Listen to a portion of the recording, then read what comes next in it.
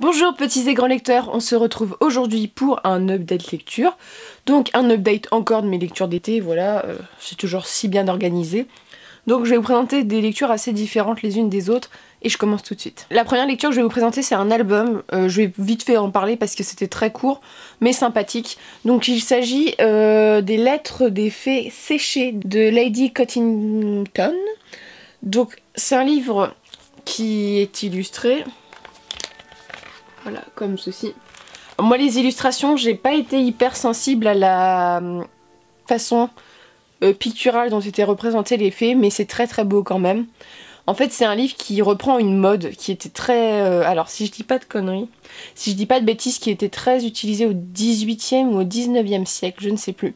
En fait il y a une époque où il y a certaines personnes qui s'amusaient à collectionner des fées séchées. C'est-à-dire que la mode était à prendre des photos de fées.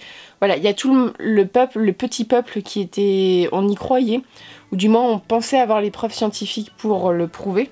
Et ce livre en fait il reprend l'histoire d'une femme qui aurait trouvé et qui était spécialisée dans les fées séchées. Et il y a beaucoup en fait d'artistes qui lui parlent. Donc on a des lettres par exemple de Barry, de Rasputin, de Conan Doyle par exemple, ou de Shakespeare. En fait que des personnes qui sont un peu contemporaines. Alors je suis vraiment pas au niveau des siècles. Et qui vont écrire en fait à cette femme s'ils sont pour ou contre, qui sont assez émerveillés par les fées séchées, tout ça. Alors les fées séchées, je vous en parle parce que j'ai vu un film pendant que j'étais ado, voire enfant, sur ce phénomène. Alors peut-être que ça n'a jamais existé, mais ce film, je pense qu'il est quand même inspiré d'une histoire vraie parce que ça se passait quand même dans l'ancien temps. Et voilà. Et donc c'est fées séchées, c'était sympa, ça se lisait vite. Voilà, c'était un peu uchronique, voilà, dans un sens. Et c'est mignon, quoi. Je l'avais eu en occasion et voilà, c'est pas exceptionnel, mais c'est mignon d'avoir ces lettres, en fait, qui sont des fausses lettres, mais qui auraient très bien pu être écrites par ces personnes-là. Et voilà, c'est un joli petit livre illustré que je garderai et qui peut être lu aussi par les enfants. Et voilà, c'est assez original. Voilà, c'est fait sécher, voilà, bon ça a un petit côté un peu glauque parce que les fées sont mortes, hein. Des fois il y a des fées écrasées qui sont dessinées, mais c'est sympa et je vous le conseille. Ensuite je vais vous parler de romans qui n'ont rien à voir, donc je vais vous parler d'un roman, alors psychologiquement parlant, ça a été très difficile à lire, le plus difficile des 4 que j'ai lus. Donc je parle du roman de Tony Maguire, de Pourquoi personne ne m'a aidé. Donc celui-ci c'est le 4e qu'elle a écrit, je sais même pas si on a écrit d'autres depuis. Et ici elle raconte l'histoire de Jackie Holmes. Alors pour tout vous dire, celle-ci ça a été la pire. Ça a été la pire à lire psychologiquement parlant. Parce que peut-être que c'était la plus décrite sur les violences qui étaient faites. Donc en fait c'est l'histoire de Jackie. Alors Jackie c'est une enfant qui n'était pas voulue par ses parents à la base. Mais bon à l'époque il n'y avait pas de contraception, tout ça. Donc elle naît et ses parents s'en occupent pas du tout parce que c'est des parents qui sont un peu bourgeois, qui ont de l'argent et qui ne veulent pas préoccuper cet enfant. Ils vont pas vouloir l'élever, on va dire, ils s'en foutent vraiment. Et ils vont placer leur fille Jackie chez l'oncle et la tante. Alors au début ça se passe plutôt bien, jusqu'aux 4 ans il me semble de Jackie. Et à partir de ces 4 ans, l'oncle de Jackie va vouloir qu'elle fasse des choses assez étranges. Et plus on avance dans le récit, plus on se rend compte que ces choses elles vont être sexuelles. Donc on parle de pénétration orale par exemple. C'est ce qu'il fait au début et la gamine elle comprend pas, elle est dégoûtée mais elle comprend pas et lui en fait il fait tout pour que la gamine elle pense que c'est normal au début. Et peu à peu il va se rendre compte et plus les années vont passer, plus il va être horrible. Voilà, on va avoir le viol complet quoi, et ça très jeune, hein, je crois qu'à partir de 6 ans, donc c'est une histoire vraie, hein, je vous le répète à chaque fois. Et Jackie elle va tomber dans l'alcool, la drogue et voilà, quand elle va... Son oncle en fait en plus elle ose pas trop en parler parce que ses parents se foutent complètement d'elle. Personne ne la croit en fait et son oncle lui fait du chantage en fait.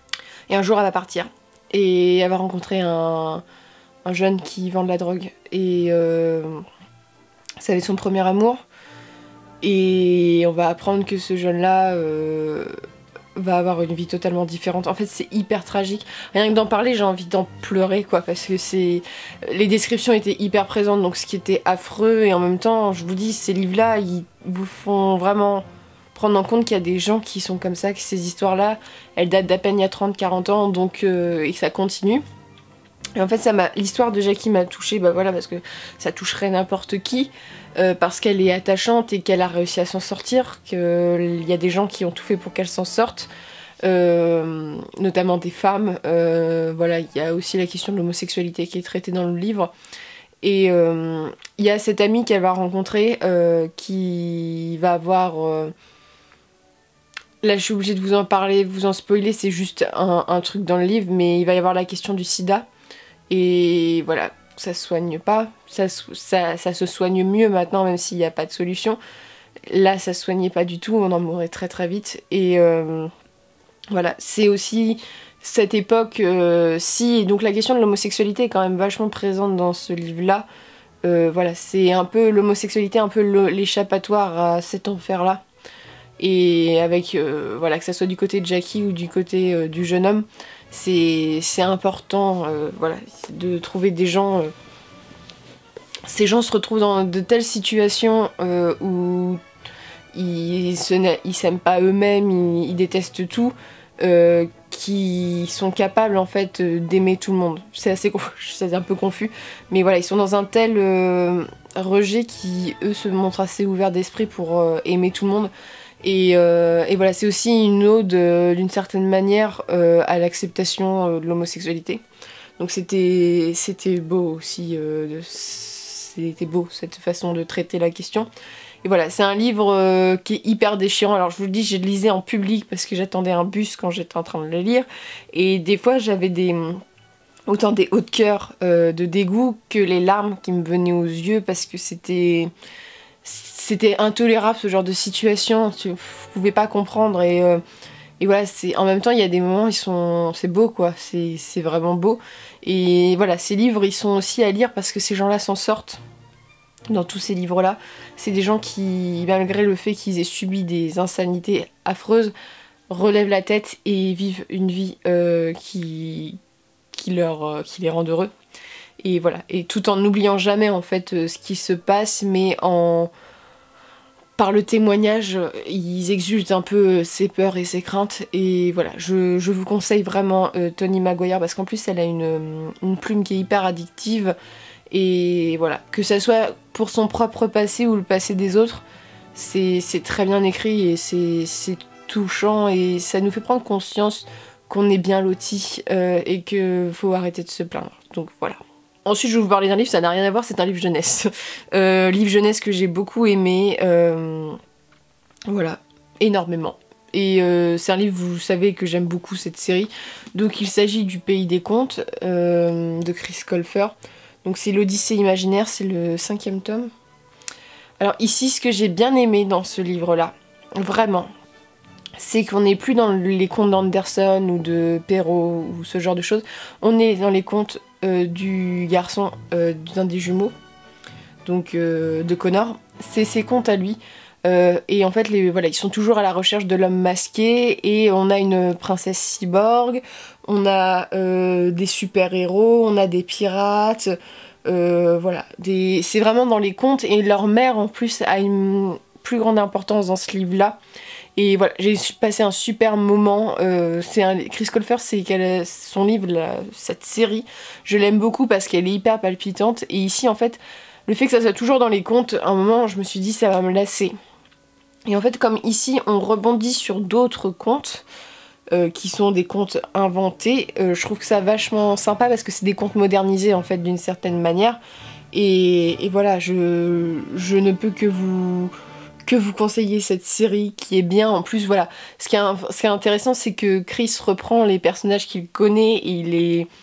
Voilà, par exemple, la princesse cyborg, elle est hyper semblable à Rouge parce qu'elle a ce côté un peu maîtresse du monde, voilà, et tous les autres personnages avancent, hein, l'histoire avance, et voilà, il y a leur mère qui est impliquée, il y a d'autres personnages, il y a Heinrich, je sais plus comment il s'appelle, le petit écossais ou le petit allemand, il y a un autre garçon qui est né dans le pays des contes qui va avoir son importance, et l'homme masqué se dévoile de plus en plus. Et voilà, on a envie de savoir la suite. Je crois qu'il reste plus qu'un tome. Et voilà, c'est une série que j'aime beaucoup, que je vous conseille pour les petits ou pour les grands, pour redécouvrir les contes, pour en découvrir d'autres, parce qu'il y a des contes moi que je connaissais pas. Et voilà, c'est un livre que j'aime beaucoup, on rigole pas mal. Et voilà, c'est enfantin, mais c'est sympa, quoi. Moi j'aime bien, puis il y a ce côté un peu innocent sans l'être. Donc voilà, je vais pas vous en parler plus parce que je pense que c'est une lecture qu'il faut que vous découvriez et qui est super super intéressante. Et voilà, il n'y a plus qu'un tome, c'est en 6 tomes, ça peut paraître long mais ça se lit très très vite. Les personnages sont hyper intéressants et dans ce tome là on avance pas mal. Et enfin je vais parler d'un livre. Alors ce livre c'était pas gagné dans le sens que je l'ai acheté et je me suis dit pourquoi j'ai acheté ce livre là. Et voilà, c'est assez spécial, donc c'est Orgueil, Préjugés et Zombies. Et voilà, Orgueil et Préjugés, c'est un livre que j'ai lu quand j'avais 15 ans, la première fois. C'est un livre que je ne peux pas relire, voilà, pour des raisons. Et donc je voulais replonger dans ce livre-là, et en même temps ne pas retrouver le livre que j'avais lu à 15 ans, et donc je me suis dit je vais lire ce livre. Et donc... j'ai vachement aimé. Alors, je vais vous parler aussi de l'adaptation cinématographique parce que je l'ai regardé d'emblée après. Donc, Orgueil, Préjugés et Zombies, c'est la même chose qu'Orgueil et Préjugés. Voilà, c'est hyper semblable, sauf qu'il y a des zombies. Donc en fait, les Bennett sont des chasseuses de zombies, sont très très fortes. Alors, quel plaisir de retrouver Monsieur Darcy. Vous imaginez pas... à 15 ans, c'était mon sex symbole, hein, faut dire ce qui est. Moi, Monsieur Darcy, ça m'a toujours captivé, hein, avec l'adaptation avec Keira Kingsley, par exemple. C'est un de mes films préférés. Pourtant, je suis pas du tout film romantique, hein, mais c'est un film que j'adore, parce que l'ado en moi a été passionné, puis c'est une époque que j'aime beaucoup. Alors, qu'est-ce que Orgueil, Préjugés et Zombies apporte de plus ? Une touche drôle, parce qu'en fait c'est hyper décalé, parce qu'elles se combattent, du genre elles font du kung-fu, parce que elles ont appris en Chine, et en même temps il y a tout ce côté assez intéressant parce que il y a ce décalage. Monsieur Darcy est élevé socialement beaucoup plus qu'Elisabeth, et du genre les vrais nobles vont étudier les arts japonais, alors que la bourgeoisie va plutôt étudier les arts chinois, donc ça va là-dedans. Voilà, c'est une histoire... En fait, c'est exactement le même film narratif, sauf qu'il y a des combats. Voilà, c'est un côté décalé qui est drôle, en fait. C'est plutôt humoristique comme lecture. Le livre, je l'ai beaucoup apprécié, même si des fois, les histoires de kung-fu, c'est un peu, voilà, tiré par les cheveux. Mais j'ai bien rigolé, donc je vous le conseille, parce que si vous aimez cette histoire-là, c'est sympa de le découvrir sur une plume un peu modernisée, et ce côté un peu décalé. Mais je vais aussi vous parler de l'adaptation cinématographique que j'ai plus aimé que le livre. Alors, l'adaptation cinématographique, il change, c'est-à-dire qu'ici, ça suit énormément le livre, hein, du début à la fin, avec la déclaration, tout. Ça suit énormément le livre, contrairement au film qui prend des libertés. Alors, le film, il suit exactement la même chose, mais j'ai trouvé qu'il était plus creusé au niveau du côté un peu zombie. Les acteurs étaient hyper bien. En fait, j'ai trouvé ça vachement bien, vachement... barré, mais en même temps c'était bien joué, c'était pas nanar, vous voyez, sur le côté. Moi j'ai bien aimé. Et le film lui prend vraiment un tournant, c'est-à-dire qu'il y a un véritable méchant dans le film. Voilà, c'est l'opposant, Monsieur Williams, je crois qu'il s'appelle, le gars qui a fait du tort, qui empruntait de l'argent à Monsieur Darcy, qui a été élevé avec lui, tout ça. Donc lui c'est le méchant dans le film. Et voilà, il y a toute une conquête des zombies, voilà, il y a des scènes de combat qui sont what the fuck, il y a Cersei, il y a l'actrice qui joue Cersei Lannister qui joue la tante, qui est complètement méchante dans le roman, il y a... mais qui n'est pas tellement dans le... Elle est un peu dans le film, mais moins. Il y a Tywin Lannister qui joue Monsieur Bennett. Il y a quand même des acteurs. C'est Lily Evans, je crois, qui... Je ne sais plus l'actrice qui joue Elisabeth, mais elle est hyper connue. Son faciès, vous le reconnaîtrez. Et voilà, c'est un film, mais j'ai bien aimé parce que voilà, il y a une tension qui se crée plus. En fait, le film fait plus film d'action que film d'amour. Et c'est pour ça que j'ai préféré. Et la fin du film est un retournement de situation. On sait pas trop si ça se finit bien ou mal. Et c'est ça qui est sympa. Et je vous le conseille, Monsieur Darcy est toujours aussi parfait. Mais voilà, c'est un livre que je vous conseille qui est drôle et ça permet de redécouvrir les classiques. Voilà, c'est pas non plus la lecture de l'année, mais moi j'ai bien rigolé et ça permet voilà de ne pas relire Orgueil et Préjugés si ça fait 15 fois que vous l'avez lu, mais de le lire sous une forme différente. Et voilà, même le style d'écriture est assez voilà, c'est assez bien écrit. En même temps, je pense que ça reprend en même temps, je pense que ça reprend les vrais dialogues certaines fois. Donc je vous le conseille. Et voilà, j'aime beaucoup cette édition. J'aime pas le rose d'habitude, mais je trouve que l'édition est hyper sympa comme ça. C'est côté un peu victorien, voilà.